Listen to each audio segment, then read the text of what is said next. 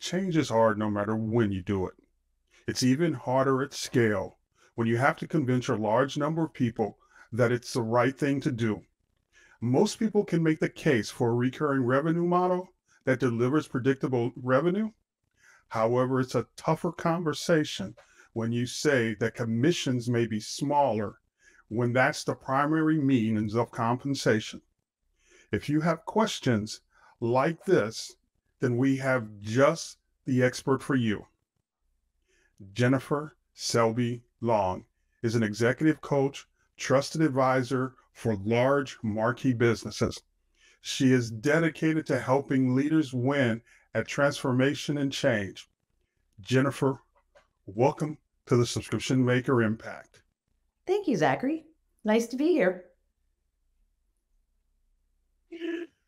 Let's start at the beginning. What constitutes a large scale transformation? I mean, the kind of things that you do or you specialize in. For our firm, what we specialize in are changes in which really the change is so profound that even people's identity changes. And I think that that's where a lot of times it's easy to lose the thread as a leader because you're so focused on the change itself, managing the change, executing the change.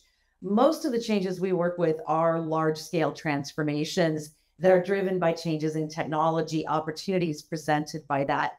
So, digital transformation, AI today. Often we work with CISOs because information security and cybersecurity functions are always needing to drive changes in behavior and even changes in how people think of themselves. Do you think of yourself as a guardian or defender of the company and its security? And so those are the types of changes that we work with the most. Okay, so I heard you say that people focus on this. So why is that a bad thing? I mean, if people are focusing on this change, if they're throwing money at it, why do they need to call you? They often they need to call us because of the gap between sometimes the behaviors, their own behaviors that they don't realize are interfering with the progress on the change that they want to achieve. And also because of the inner journey that themselves and everyone needs to go on. Large scale change messes with everything, right? It messes with your teamwork. It messes with the style of leadership, what worked great and continues to work well for operations and more day in, day out optimization doesn't tend to work so well when you're introducing large scale change. And particularly today, we see organizations introducing multiple changes. We even find that we're talking with clients about how you can think about change in a more holistic manner, in the sense that your transformation is not the only change that people are being asked to go through.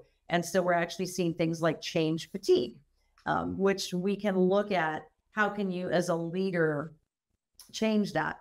We wear really two hats. When I work with clients, I'm both the coach, helping them with their relationship with change, with their leadership skills around change and those areas where they need to stretch, but also an advisory hat around those organizations. And are you creating the multi-directional dialogue that you need to create, right? Are you creating that environment in which people really become change resilient? Are you upskilling them in change resiliency in their ability to thrive in that environment versus feeling like it's just one more way they have to absorb?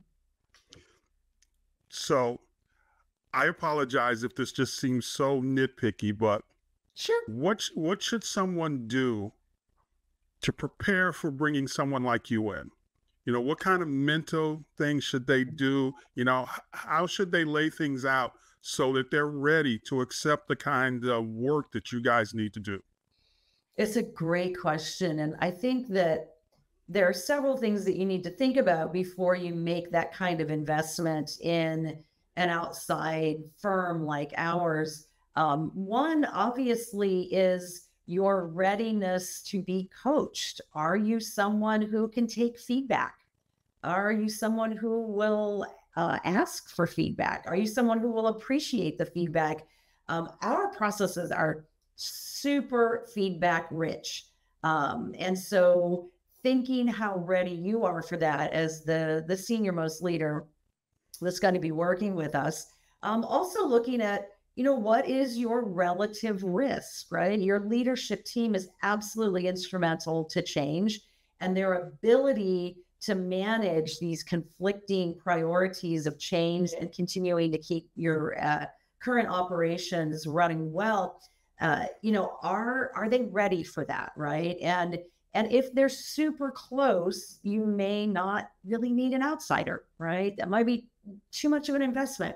If you're concerned that they're great for where they are today, but you really don't think that they're going to be ready for the organization of tomorrow, for the dramatic change in expectations for them, for the roles, that's when you might want to bring us in to be, to have that team ready, to have that leadership team ready.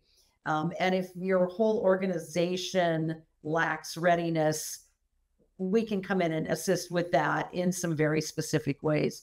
Another factor to look at is, what do you have in-house available to you? So for example, some very, very large companies have an incredibly robust and enormous internal executive coaching function, 50 or 60 coaches. I'm betting some of those also really dive deep into leading change, right? And large scale change, whereas others may not. So looking into what's available to you before you go for an outside investment is a good idea. And I always say, look, if you can get 80, 90% of the way there free, right, with the internal resources that are there, why go outside? Just do it. If you can't, that's when you want to come outside and talk to folks like us. Yeah, but if you can get 80% there, that next 20 could be really difficult. The 80% could be like, okay, this is just low hanging fruit. That's all. But now I got to spend a year, 2 years trying to get that next 80. Yeah. Now, I can remember once working for a startup, and we'd go into these meetings and we would be working on the next generation of processes. And one of the managers, whoever was leading the workshop or the meeting, would say, "Rabbit hole alert." and what that meant is that we had all these technical people in the room and we were doing our thing, but if you didn't watch it, we'd end up down a rabbit hole somewhere that we were talking about some really minutia that wouldn't really affect the overall way the project would turn out. Yes. So my question is, would you give us some tips that we can use to keep things on track, to keep the change, the transformation on track and going in the right direction? Wow. So first of all, I love your example. I can just picture that going down in a meeting. And it's a good example of one of the things that I would recommend for any leadership team that finds you're on the cusp of leading a large change. Look, whether the change was your idea or whether it's your remit from your CEO, doesn't matter. You're the ones who are going to lead it. And so you need to figure out how to make that work. And revisiting your team charter and those team, we would call them ground rules or rules of engagement. It's a great time to do that, because when teams agree that they want to call out rabbit hole alert, then they know that becomes part of their norms, right? They've agreed that they're going to do it.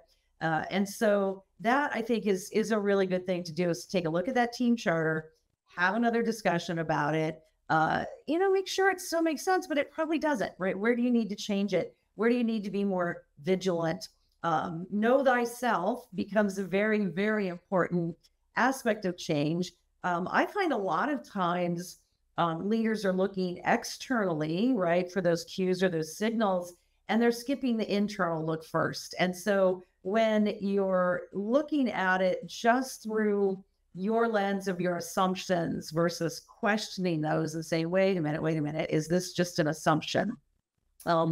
Is probably one of the greatest risks of all. And so it's very important to first ask yourself, like, what are the voices in my head, right? What's the baggage that's coming in here? A good cue to look out for internally and with others is if you're feeling a negative emotion associated with your thought, that's a sign that you're bringing in some baggage, right? You're bringing in something that my colleague Shazad Shameen calls your saboteurs. And so those are neural networks that seem like they're helpful, but they're not, right? And so an example of that would be balancing these competing tensions. Change is not efficient, no matter how you do it, right? And so you're going to have both the need to explore a little bit more and to be a little more open-ended, while also ensuring that you don't spend all your time down rabbit holes that are minutia.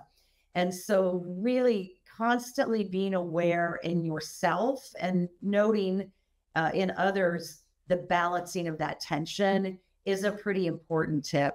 A third thing that I think is often missed is getting your workforce ready, right? So there can be tremendous attention that you give to yourself, your immediate leadership team, even your extended team. But is your workforce change resilient? Do they have the skills they're going to need on the other side of, say, your digital transformation?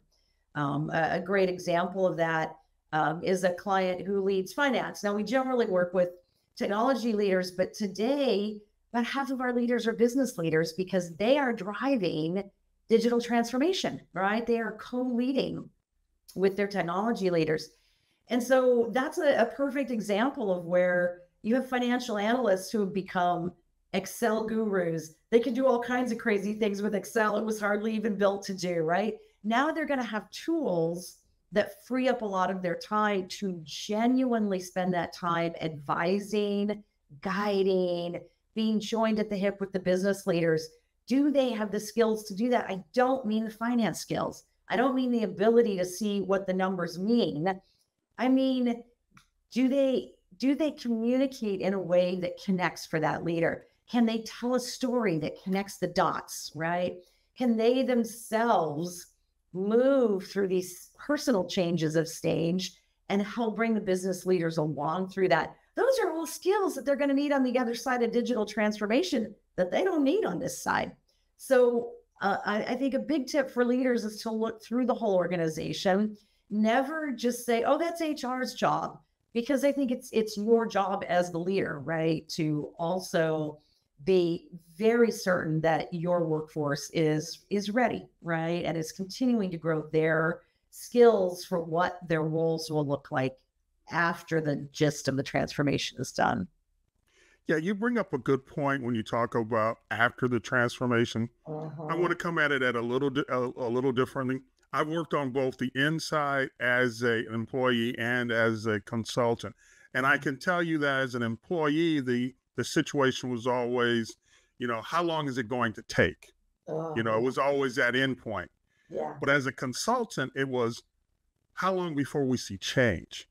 What's that time frame before we're going to get at least some results that let us know we're headed in the right direction? Yes. So could you talk to that realistically? How long do you think it's going to take before we're going to see something in a large scale change or transformation?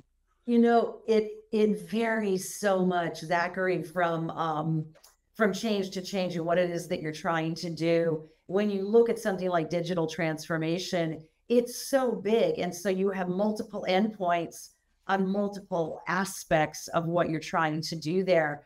I do think that there's a principle that's been around a while, and I do believe that this principle is long lasting, and I think it is eternal. I don't think it's something that will ever become outdated.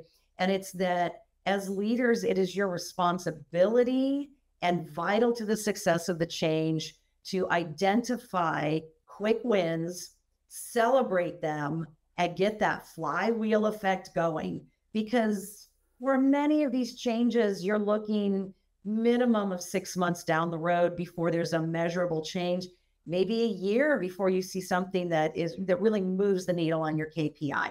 And that's a long time, right? On other initiatives that I work with clients on, it's truly a 4 to 5 year time frame to the complete complete change that they're seeking, right? If you want to radically and completely change the way you do business planning, that's a multi-year undertaking.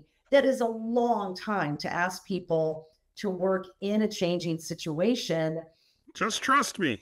Right? Right? We'll get there. Not convincing, not convincing. And so what are those small wins, right, that you can identify? And don't equate this with, oh, I'm somehow lowering my standards or setting the bar low. You're not. You're recognizing what people are accomplishing in between time. And by the way, that also means just what they're accomplishing in their own change skills, right? So don't layer your evaluation over what that is. There might be someone tries something new, and this is your most risk averse employee in the whole organization, right? And to you, it's this microscopic thing, and we're never going to get there if it's just like that. But to them, their heart was pounding, right? That whole week that they tried that. And so celebrating that they took that risk, celebrating that they tried something new, it creates a flywheel effect, right? And I think a lot of times leaders' own baggage gets caught up in that. I know it can for me too. It's like, oh, come on, do we really have to do that? But it is vital, right? To target lots and lots of little milestones along the way. So people don't have to wait a year before they hear whether they move the needle on a KPI. Yeah, at my company, what we call them impact sprints. We find places within the organizations where we can make some change. It may only be a month. It may take a month, but we can make something change, some impact that you can see.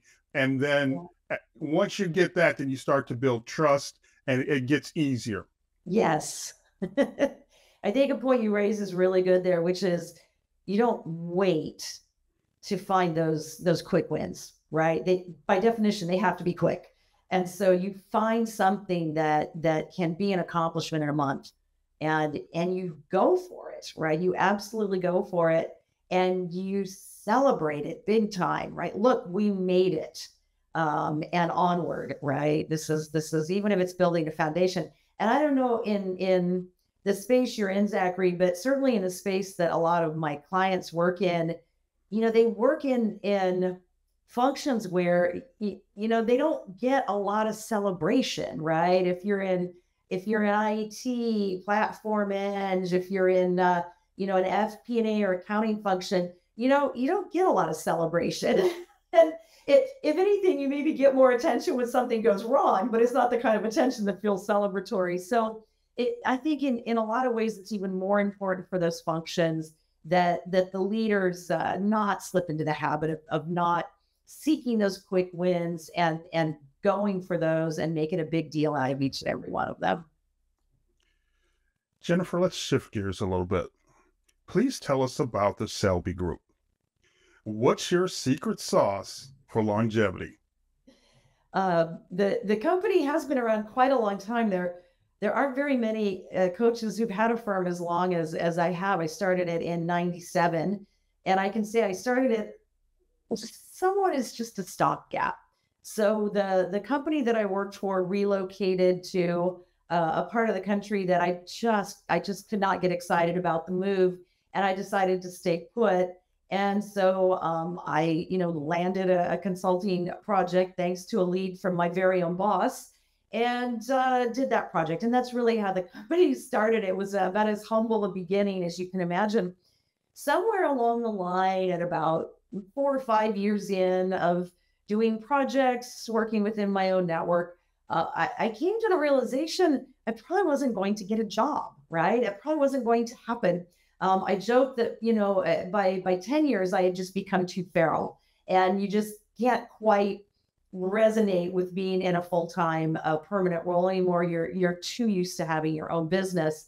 And so part of the secret to the longevity is at a certain point, somewhere in the 2 to 5 year range, whatever your current network is that's very easy to find work within, it goes away, right? People retire. Some of them become consultants themselves.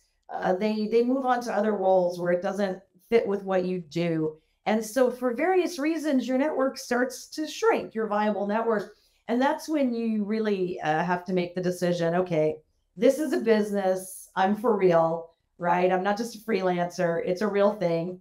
And that's when you really start to treat it like a business. So I think spending, time that I would have very much preferred to spend coaching, learning the business of consulting has been very vital. And interestingly, there's been a side benefit in that I can understand and relate to the leaders that I work with in a certain way as a business owner to a business leader. And so it's actually a wonderful side benefit, completely relevant to what we do as our practice.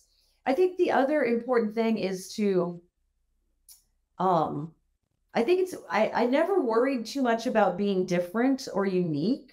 I don't think that people choose their coaches and their consultants for long-term plans on the notion of this highly unique value proposition. But I do seek to specialize in what really matters to them. And what I started noticing across time is I kept working on large scale change processes. And I can tell you a good, 15 or so years ago, Zachary, I wrapped up a doozy, man. Oh, that was a whopper. It was absolutely exhausting, intensely politically charged, a lot of boulders under the rapids there that we were navigating. And I thought, oh, I'm not going to do this anymore. And what came my way next? Change, right? And so it started to really dawn on me. This is actually what we specialize in, right? We help leaders win at change and transformation. And I don't mean win in terms of, elbowing out your competition in the company. I mean, win at the change, right? Because change management, I think, has come a very long way as a profession. There are those who disagree with me. I get it. But from my point of view, it's come a very long way. But the focus on leadership and leading change is still generally a gap in a lot of organizations. So that's the gap that we just keep filling. So I do think, if anyone in your listening audience is considering starting a firm, I think it is really important to understand what it is that your clients or your prospective clients care about a lot. What are those pain points for them? And that is the single most important thing that you can do, is help them with that pain point. Through that, you essentially wind up with a niche, whether you planned it that way originally or not. So we just talked about the business of coaching. So now I want to shift over to, so what does it mean to you to be an executive coach? Oh, it means the world to me. It's very much for me, and I think for many of the really great coaches that I work with, it is a mission, right? It is a mission. We work with you to move the needle on your KPIs, but what we're really doing is helping you rewire your brain, be happier, right? Be more successful, not necessarily in that order. That's a bit of a myth, right? You don't get more successful and then more happy. It's the opposite. We're really, we're helping the business succeed, but the changes within the leaders are so profound and it rolls out to everyone, right? And you know this from the leaders that you've worked with, those who are willing to grow and change, face their own blind spots, their own weaker areas, change the way that they led. Those are the leaders that, you would have followed anywhere, right? And those who were staunchly, I am who I am, and you all got to just deal with me. Nobody wants to work for that person. And so it is it's very profound to partner with someone through those personal changes that flow through the whole organization.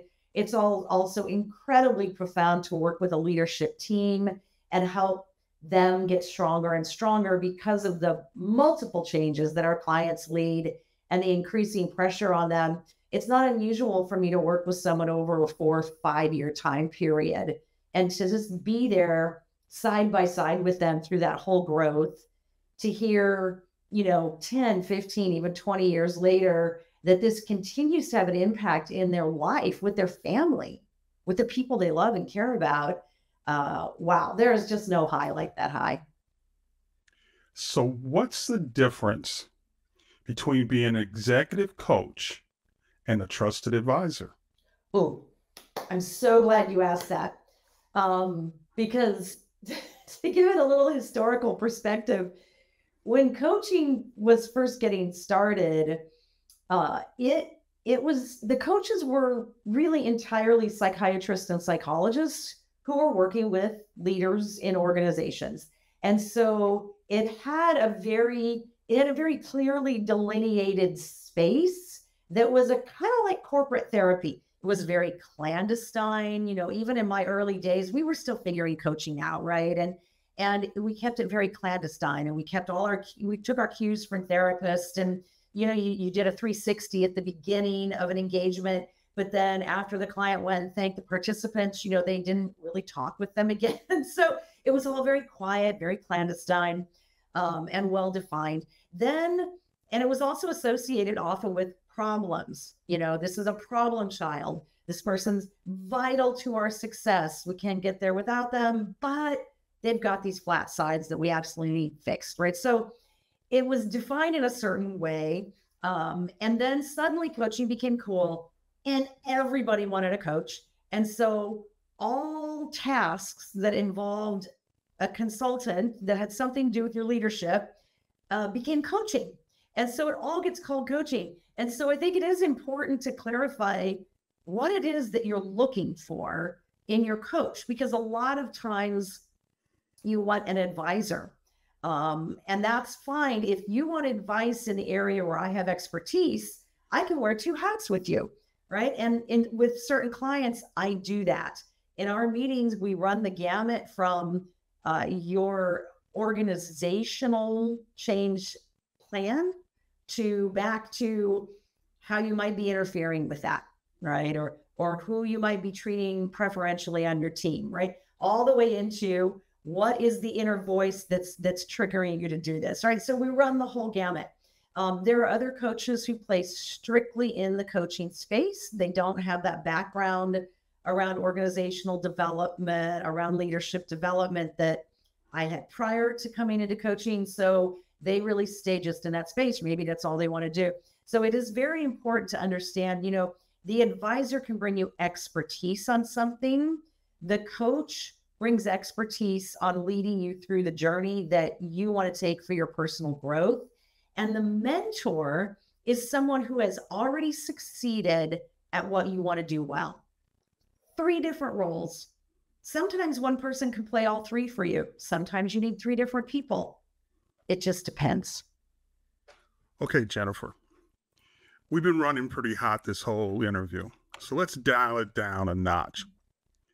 How do you describe impact? When I think about impact, to me, it's a highly powerful outcome that outlasts whatever that outcome is. So, maybe the outcome is that you enter a new market, you'll improve a margin. That's the outcome. And it was really hard to get there. But impact goes beyond getting the outcome. It is something that's more lasting, right? Are there customers whose lives are actually better because of what you did, right? Are there high potential people coming up in the organization who now had some opportunities to try something new, to get some wins under their belts, to stand a little taller, a little more confident? Impact to me goes beyond getting that outcome. And a lot of times we're striving for the outcome, but what we secretly want is impact. And so I would say don't be so secretive about it with yourself or others. Okay, so how do you coach impact? How do you coach impact? I don't know that you coach impact so much as it's the outcome you get if you are very willing to be humble when you're going through coaching, right? That you're very willing to be curious and learn. The outcome that you get and the impact you're able to have depends on how willing you are to do that work. And I always say people who are thinking of working with us, look, compared to other projects you commit to, this is a project that won't take too much calendar time specifically, if you were to add up the hours, but it's going to take a lot of work because you can't get impact without doing a fair bit of emotional work. And that's really the role that the coach can play. But I don't believe that the coach really creates the impact so much as the client creates the impact and the coach helps you get there. Now, how would you relate that to commitment? Oh, well, you certainly can't have impact without commitment. Certainly cannot have one without the other.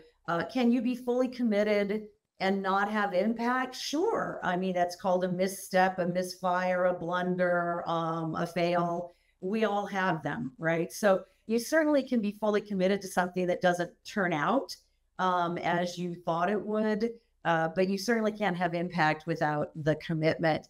And one of the things that I think your coach can really help you with as a leader is, your own commitment will always be the strongest of just about anyone, but even that will wax and wane, right? Even then, there will be days when you think, is it worth it, right? And your coach is really helping you. One is an accountability partner who's meeting with you every couple of weeks. That's very helpful to know you're going to have to report back to your coach. And someone who's also helping you to bring your own motivation back up. We have a large toolkit that we bring. Any seasoned coach is going to bring a huge toolkit, and you should be able to show up with what's on your mind and what your goals are that you've set with your coach. And your coach should be able to pull from that toolkit real time for what you need now, what you need for the next 2 weeks, right? That is both immediate and that keeps you moving toward that longer, bigger goal. Jennifer, once we start talking about impact, it's just a matter of time before we get to fire givers. And on this podcast, we talk about podcasters and our guests as fire givers. So what are you most passionate about? And what are the tools you want to pass down to the next generation so that they can carry on your passion? I think it's such a great question, and it probably is a little redundant to say, but I am very passionate about people's personal growth and how that impacts everything and everyone around them, the results that they can get, the happiness that people have. That is really where the passion lies for me. And I think the tools that we strive to hand down to both the current and the next generation often revolve more around what you might broadly call emotional intelligence, self-awareness, mental self-command, awareness of others, impact on others, how you can work through sticky, complicated, hard, hot conflicts, right? All of this skill, this human skill that if unleashed, if developed, it won't be in your way, right? And when we think about things that have gotten in the way, that have kept change from succeeding, so much of it can be traced back to those gaps. And I think about even, when I was coming up, those were not things that anyone really valued, right? It was, an environment that was very much from an old manufacturing mode. Manufacturing doesn't even use that mode anymore. And you were cogs in a wheel, right? And you were supposed to just be a cog. And so there wasn't a lot of attention to this. And yet how often were we getting in our own way, right? With this complete lack of high emotional intelligence on almost everyone's behalf. But today's work environments are collaborative, they're complex, they're fast changing. And so that is the skill that I most want to pass on to my own generation and down to subsequent generations. So, as we start to wrap up, is there anything you wish more people would ask you? Wow, it's a really good question. I think that there is a false dichotomy between results and what are broadly called soft skills, right? And so I do wish more people would ask me about how those things go together and complement one another and how you can't really have one without the other. But interestingly, I also wish more people would ask me about the whole strategy, right? Connecting all of the dots between your own leadership, your leadership team, and their journey, right? Your organization, the resources that you have at hand.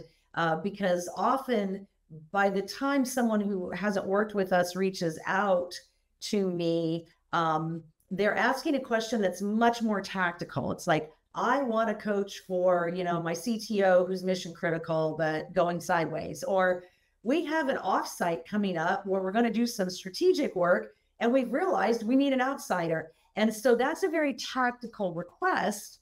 And when we can accommodate those, and if we think that we can have an impact in such a tactical way, we do it.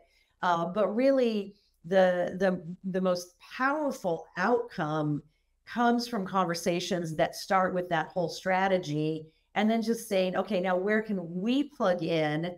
Where do you need someone else to plug in? And where can you handle this entirely on your own with the resources available to you? Now, is there anything new on the horizon that you feel comfortable sharing with us? There's nothing new on the horizon, in my opinion, in the coaching space that isn't new and on the horizon in every business, which is around AI. And so today, we're seeing some of the earliest uses of AI in coaching, where your coach can leverage an AI tool that is a narrow model, not a large language model, but very specific to what they are coaching on. I think that we're going to see more, a little more AI type coaching for people at the more junior level ranks in organizations where they can work with an app.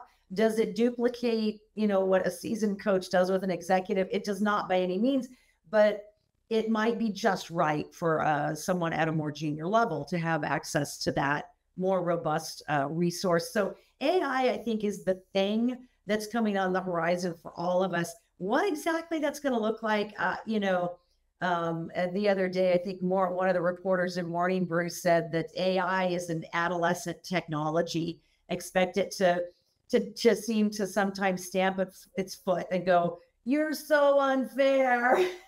So I think that that's a fantastic image. We know it's going to change things, and we don't entirely know how at this point in time.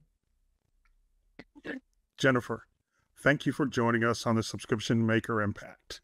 Oh, my absolute pleasure. Thank you for having me, Zachary.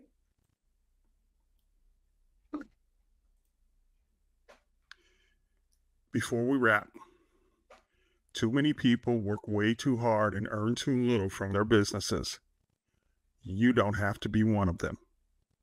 And that's a wrap.